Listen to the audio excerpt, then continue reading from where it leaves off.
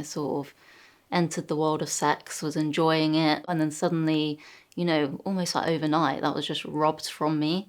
Hi, my name is Ellie. I'm 22 years old. When I was 14 years old, I was diagnosed with alveolar rhabdomyosarcoma. And let's talk about sex.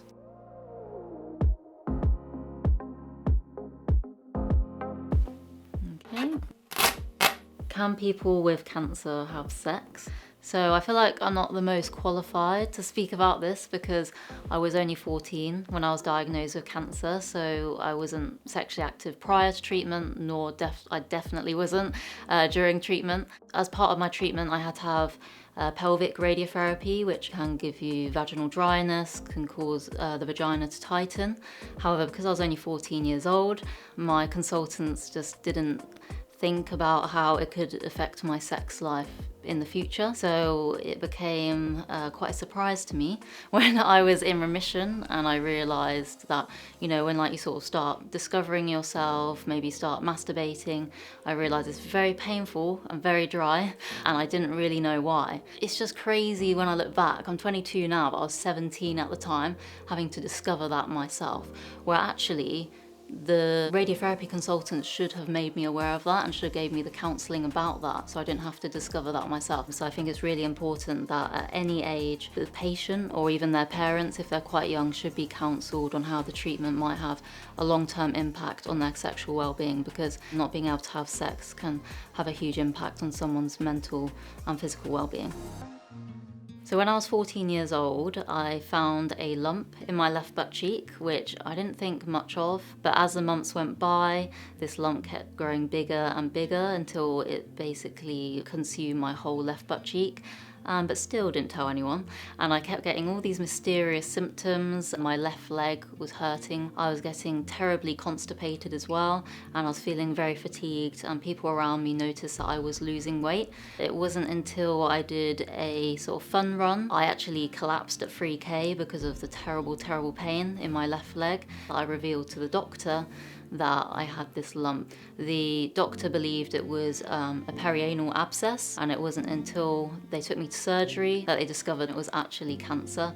And from then on, everything moved very quickly, had lots of scans, lots of blood tests, and I was transferred to Nottingham to start my treatment. On to the next question. What is cancer treatment like? Cancer treatment is hard work. I had 9 months of intensive treatment, which included high dose chemotherapy, which made me very ill, made my hair fall out. I had to have a feeding tube for quite some time. I had 28 sessions of pelvic radiotherapy. And after the treatment was done, I had a year's worth of what's known as maintenance treatment. It was 18 months altogether. It was hard work and my body was definitely tired after it. But I can say that now I'm 8 years in remission and a lot healthier than I was back then. I wasn't told until quite a bit later on that the treatment would make me infertile. This at the time wasn't a problem for me because I was in survival mode, so I would have had the treatment anyways. But in recent years, it's been a bit more for me to digest and just accept that I won't be able to have my own children, which can be quite hard to deal with. My treatment caused my ovaries to fail. So they waited for 6 months after my treatment finished to see if my periods would come back. They never returned. So I was told that I was in the menopause and that I'd be given some estrogen tablets to help with that, but that was all I was told.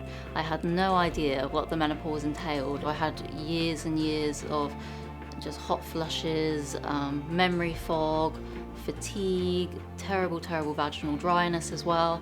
And I had no idea what was causing these symptoms. Started doing my own research, had a light bulb moment where I realised that all of these symptoms were due to the menopause.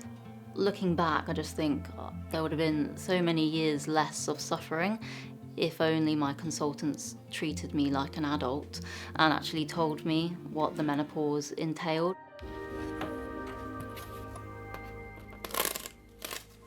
So how does cancer affect sex? I sort of understand this in the sense of after cancer treatment. It wasn't until probably I was 5 years in remission that I became sexually active, and that's when I realised that my treatment definitely caused more problems than I anticipated. I was getting quite a lot of pain during sex and I wasn't really enjoying it. With pelvic radiotherapy, common side effect is vaginal dryness and vaginal stenosis, where you get tightening of the vagina. But I wasn't told about this. It wasn't until I watched an amazing series called Sex Education on Netflix, where one of the characters had a condition called vaginismus, which is involuntary tightening of the vagina, and she used vaginal dilators. And I thought, wow, this might actually help me. I was so embarrassed at the time that I didn't tell anyone about owning these dilators. I kept them hidden under my bed and, secretly snuck off to my room every night with the hope of loosening up my vagina so that one day when I did want to date that I could actually have normal sex. It was quite a long and painful process, but I did end up going from like the smallest one, which was maybe like the size of a finger, to the biggest one, which is the size of an average penis. So I was quite chuffed with myself at the end of the 6 months that I managed to make that progress.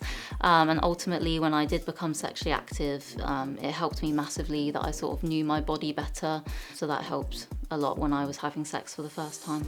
When you're in an estrogen deficiency, it can make everything very dry, which sort of added to the pain and discomfort. I consulted a menopause specialist about this, and she gave me these little estrogen pessaries called Vagifem, which I inserted vaginally once every night. And honestly, within 2 weeks, I felt like I had a vagina transplant because it was no longer painful to insert anything. It was really important for me that I use lubricant because whilst the estrogen pessaries did help, I still had trouble with tightness and also issues with libido sometimes. It take me a long time to sort of get in the mood for sex, so I found lubricants really useful for me to make sex more comfortable and less painful. I did get to the point with my partner that I was able to have quite a fulfilling sex life. I had about 6 months of great normal sex. I've felt the most normal I had done since I finished treatment, but unfortunately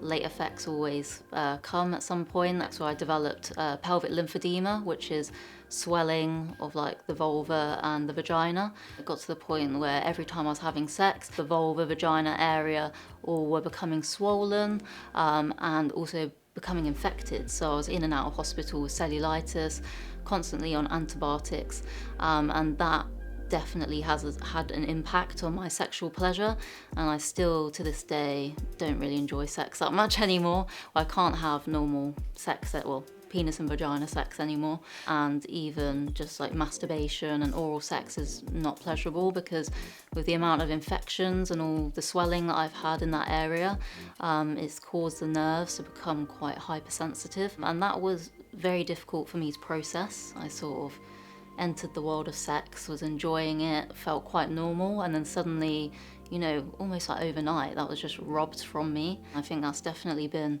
my lowest point in remission, is losing that, because that was one part of me that felt sort of normal. It's one thing I could do and could give to a partner because I was infertile, so I felt like, at least I can give them sex. And that was very difficult for me to deal with, and of course I missed it as well. I felt as if I was quite undesirable, and I felt quite ashamed that I wasn't able to have sex. In a society where sex is talked about all the time, not being able to do that in the way that you want to was very difficult to deal with, and I definitely felt like an outcast because of that. Okay, let's move on to the next question. So how does cancer affect your body? So cancer can affect your body in many ways. Of course, you can get scars, my most prominent one being on my left butt cheek, which isn't great. I think it's affected me a lot where I don't feel very womanly because my breasts never developed. I look like I'm 16, even though I am 22. All the girls around me had gone through a new normal puberty, and I did compare myself to them a lot. I still felt very childlike, which made me feel quite undesirable, and that I would never go into that dating realm because I didn't want to be judged by other people. However, when my now boyfriend showed an interest in me, it sort of improved my confidence a little bit. And when I was having sex, actually, that made me feel a bit more confident and sexy. But then when sex was taken off me again, with more long-term side effects of the treatment, that definitely affected my body confidence, made me feel quite bad within myself and maybe slightly ashamed as well. However, now I've sort of done a lot of internal work, and now I sort of redefine what I think femininity is. I'm stuck with this body for life, so I may as well start loving it. So that's what I've been trying to do. So moving on to the next question. Can cancer cause a lack of sex drive? Definitely, 100%. Not only does the treatment and the late effects make you feel a bit crap, it sort of affects your body image, your mental health. Like, I've got a lot on my mind for only a 22-year-old, so sex isn't always the first thing on my mind, but I think it is definitely important to try and find ways to remain sexually active if you can, because I think it definitely has helped my confidence. I do still try and be intimate with my partner in different ways. It just feels like such a rubbish version of sex, but I think you've just got to sort of like experiment a little bit and do more things that you enjoy, maybe focus a bit more on foreplay. I still receive oral sex and give oral sex, but we tend to just focus more on like talking to each other throughout, kissing a bit more, and maybe like touching each other a bit more, whereas before sex was the main event, but now that's off the table. I've got to focus a bit more on the starter, which is not always that great, but I just try and make it work. And I just put less pressure on myself. I used to feel so incredibly guilty that I couldn't like give my partner proper sex that everyone else was having, but now I just don't feel guilty. I've just accepted it now. When I did eventually get treatment and hormone replacement therapy, that did actually help a lot with my sex drive. So if you are struggling with menopausal symptoms, then it could be useful to talk to your doctor about this. What is vulva lymphangiectasia? So this is a condition that even most doctors haven't heard about. In the vulva and all over your body, you have a lot of lymphatic vessels which drain lymphatic fluid, it's not blood but tissue fluid, from that area and drains it back into the blood. If you've got a problem with that, then it can cause the tissue fluid to build up. So in my case, in the vulva, it gets very swollen because the radiotherapy caused damage to those lymphatic vessels, so they can't drain that fluid properly. And when they become blocked, it almost forms this little blister under the skin with lymphatic fluid. Pretty much every day, I'll have some sort of like blister come up and then it'll burst. When they burst, it obviously exposes you to infection. So I've had cellulitis many times, on and off antibiotics. I'm actually at the point now where my cellulitis is getting so bad that I'm on daily antibiotics to prevent it. The treatment for it is very painful and very invasive. You have to inject them with a medication called sclerotherapy, and yeah, it's just not pleasant.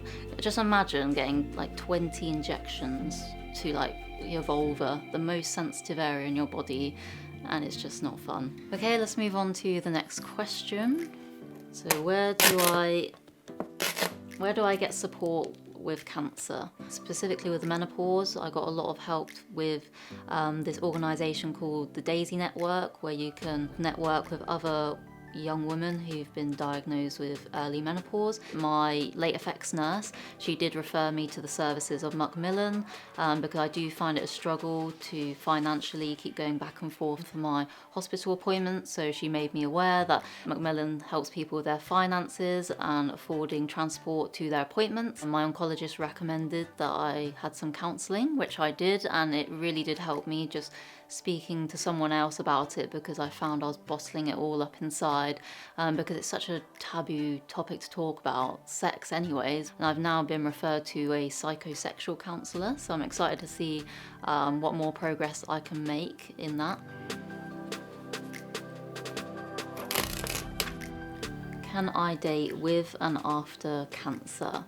Yeah, you certainly can. I definitely wasn't brave enough to date during cancer. But after cancer, I think for me has definitely been a difficulty with even the prospect of dating. Being a young person, dating is already hard enough as it is. But when you've got the extra baggage that I have and many other cancer survivors have with potentially sexual dysfunction, infertility, that can make it even more difficult. For my own sort of confidence and well-being in a relationship, I wanted them to know early on that not only was I infertile, but I did have problems with sex as well.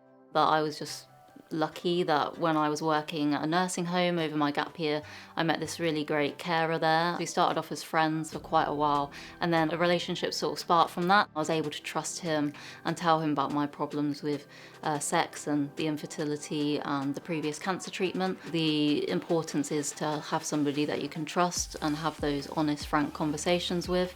And if it's a deal breaker for them, then they're not worth your time. If you've enjoyed this video, make sure you like, comment and subscribe. Sex is a very taboo topic, especially when you have cancer. I really want to open up this conversation, so make sure that you join the conversations happening in the comments.